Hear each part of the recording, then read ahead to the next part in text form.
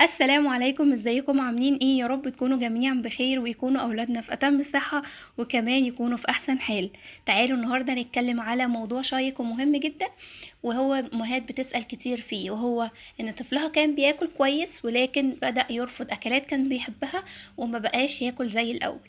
بتبدأ تدور له على ادوية تفتح الشهية وتزود الوزن، وكمان اكلات تفتح الشهية وتزود الوزن. تعالوا نتكلم في الأكلات دي، وكمان أكلات مغذية عشان تقدم لطفلك فيتامينات ومعادن كويسة، وكمان هنقول في الآخر نصايح كده إن شاء الله تفيدنا جميعا مع أطفالنا ويبدأوا ياكلوا تاني ويحبوا كمان الأكل. اول حاجة في الاكلات هديكي 5 اكلات ان شاء الله هيفتحوا الشهية معاه، وكمان تقدري تنوعي فيهم.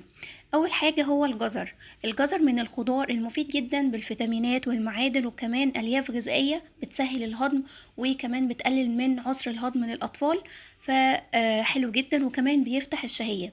تقدري تقدميه من امتى؟ من اول ما طفلك يتم 4 شهور، بس يكون استوفى شروط ادخال الطعام. انا كنت قايلاها في فيديو قبل كده، هنديها لك في التعليقات. طيب خلاص، تقدري تقدميه ازاي؟ اسلقيه واضربيه في الخلاط، اعمليه عصير جزر قبل الفطار كده، يعني بعد ما يصحى اديله ربع كوباية، ربع كوباية او اقل كمان. احنا مش عايزين نشبعه من الجزر، احنا عايزين بس ياخد حاجة يشربها تفتح معاه الشهية. بعديها بساعة تقدمي الفطار، يكون هو فعلا مقبل على الطعام، وكمان الشهية مفتوحة وعايز ياكل. تاني حاجة عندك الزبادي. الزبادي من منتجات الألبان الكويسة جدا بالفيتامينات والكالسيوم لطفلك، وكمان حلو قوي للهضم، فمغذي جدا بيفتح الشهية. بس تضيفي عليه حاجة، معلقة سمسم مطحونة. احنا كنا قايلين ان من الحاجات الحلوة قوي اطحني سمسم وشيليه في برطمان زجاج في التلاجة، ويبقى خدي منه معلقة على الأكل. لو وظبتي على معلقة السمسم في الزبادي هتزود من وزن طفلك، وكمان هيفتح الشهية. وكمان السمسم غني جدا بالكالسيوم اللي اطفالنا بيبقى محتاجينه وهو صغيرين عشان عظامهم واسنانهم. طيب تقدري تدخلي الزبادي والسمسم من امتى؟ من لما طفلك يتم 6 شهور. تالت وجبة معايا وهي البليلة، اللي هو القمح. القمح معروف بالبليلة المشهورة جدا، كتير بناكلها مننا صغيرين وكبار. الطفل ممكن تديله في وجبة فطار، بس تجيبي القمح حبة كاملة، تغسليه كويس، والأول تنقيه كويس وتغسليه كويس، وتحطيه على النار وتسويه، بس بياخد معاكي شوية وقت.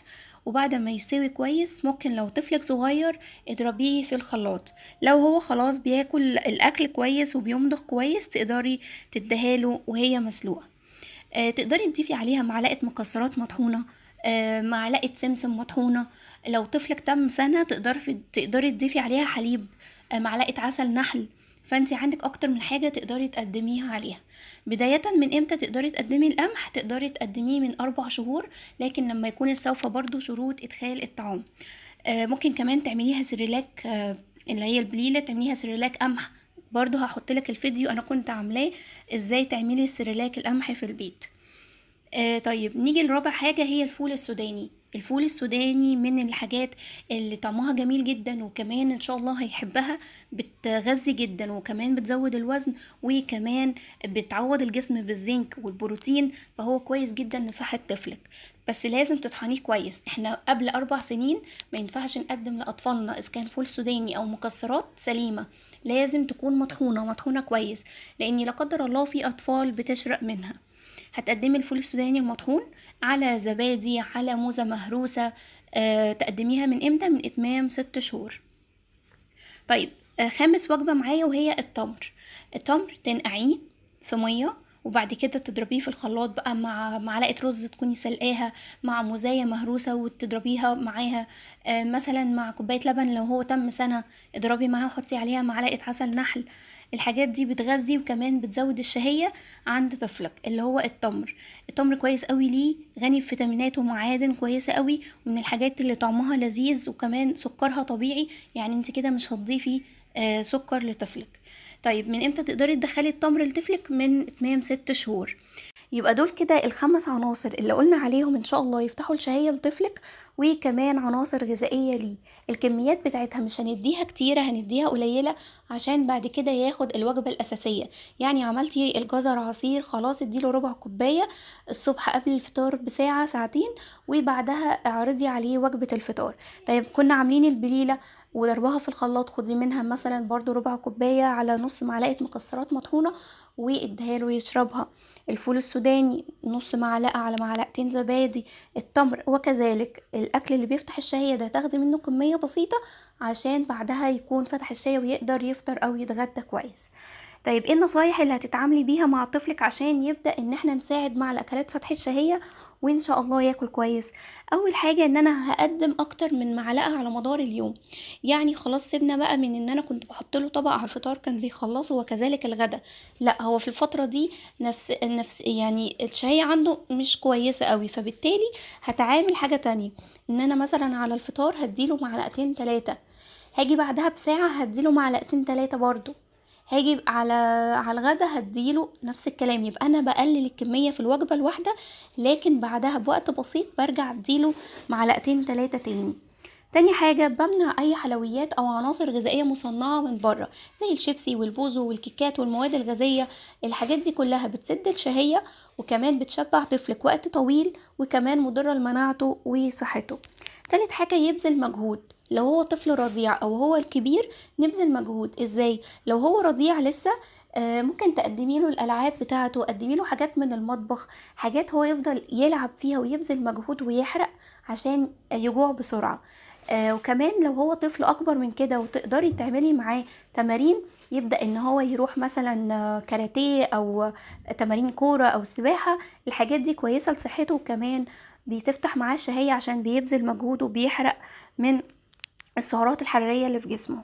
طب رابع حاجة نقدم كمية صغيرة قدام الطفل عشان دي حاجة هتفرحه وتحفزه ان هو ياكل. وكمان قدميله الكمية تكون فيها اكل صوابع يقدر ياكلها، زي مثلا الخيار، زي مثلا الطماطم، المكرونة الاسباجيتي. الحاجات اللي هو يقدر ان هو ياخدها وياكلها بنفسه هيفرح ان هو بياكلها وتحفزه ان هو ياكل اكتر.